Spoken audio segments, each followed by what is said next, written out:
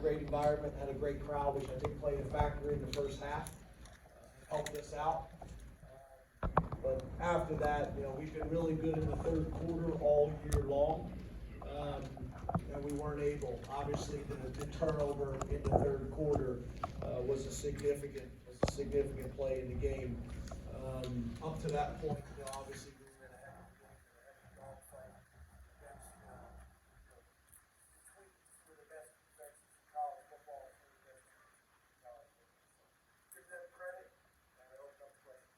Raise your hand and we'll get a mic to you. I don't know if my mic is right. Go back there and we'll go to Rich. Who's on this side? I'll go to Mike.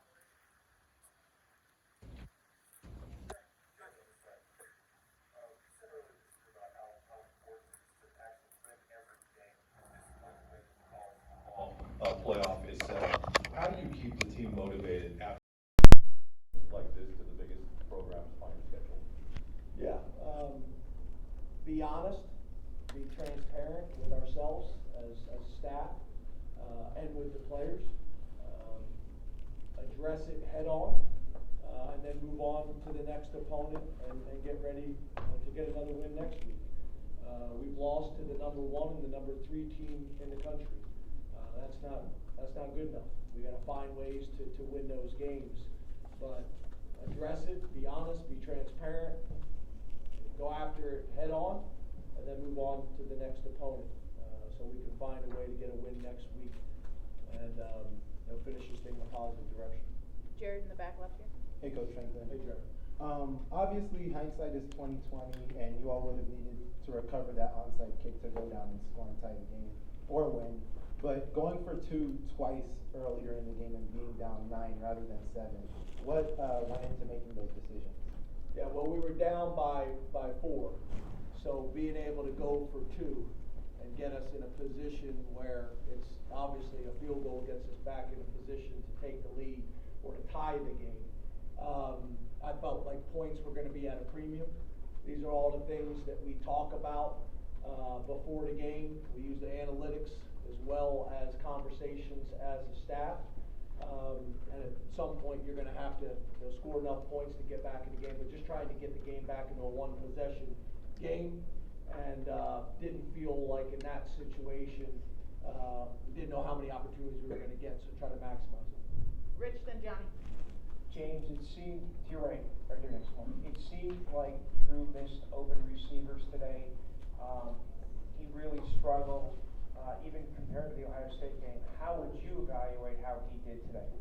Yeah, a couple things. We got to do a better job of calling a game to allow a quarterback to get into rhythm. That is critical. We got to find easy completions for a quarterback to get into rhythm. That's what everybody does. We got to do a good job of that. And then on top of that, although there wasn't sacks, there was too many pressures. And there was too many times where we're not creating separation. Very similar to the other games. Following up on that, how would you describe the offensive game plan with Mike and you guys going into this weekend? Do you feel like you stuck to that or deviated from that?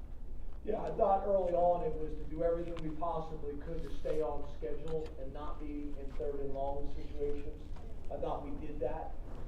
For the most part, we still weren't as efficient on 3rd down as obviously we need to be. That was the biggest issue.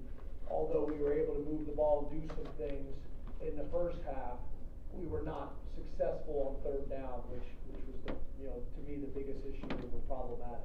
Thought we were able to run the ball more consistently, but the second half again, when we turn the ball over and they are grinding.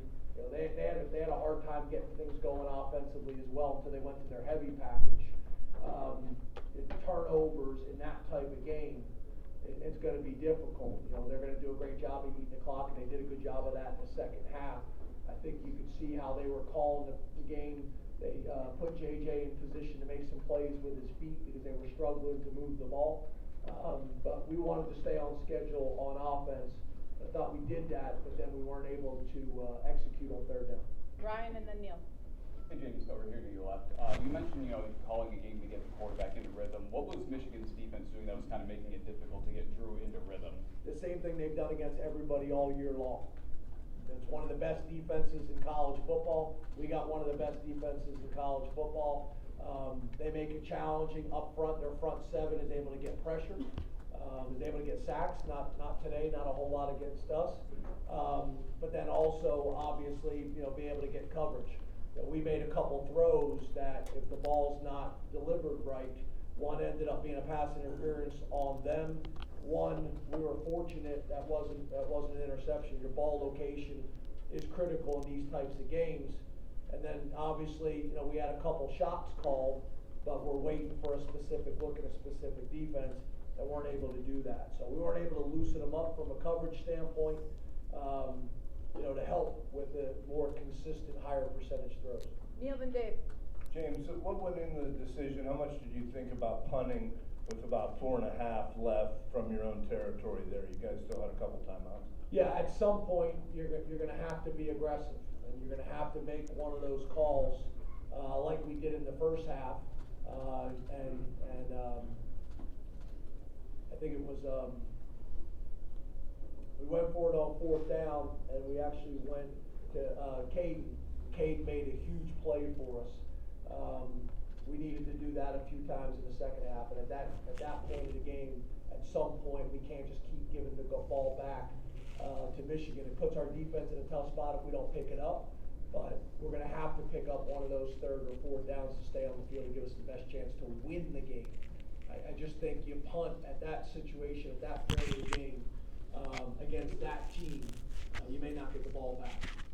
Dave and Audrey. James, the 2-point conversions, the first one, why chase points in the second quarter when you know where the score is going to be in the fourth? The second one, why not make it a one-score game and keep your team alive with an extra point? Yeah, again, very similar answer is we felt like points were going to be hard to come by. We're down by 4. We wanted to put ourselves in a position to get it back to a field goal game. Again, those were all the numbers we worked through from an analytics standpoint as a staff. Everybody was comfortable with that. It was the right thing to do. Obviously, we didn't pick it up. The second one, what about the second one? Not kicking an extra point? Yeah, for the same reason. Audrey. I don't understand the logic there. You're making an 8-point game to keep your team alive. Hey, you don't agree with it. I'm just telling you, that's the decision. I didn't think the answer had anything to do with the second one. The first one I Yeah, understand. we're trying to get back. We're trying to get points. We felt like points were gonna be hard to come by. We wanted to get it back. Well, there's 2.5 minutes left in the All right, game. Dave. at that Audrey. point. Yeah, I've answered your question. I don't think you did. Audrey, last question. James,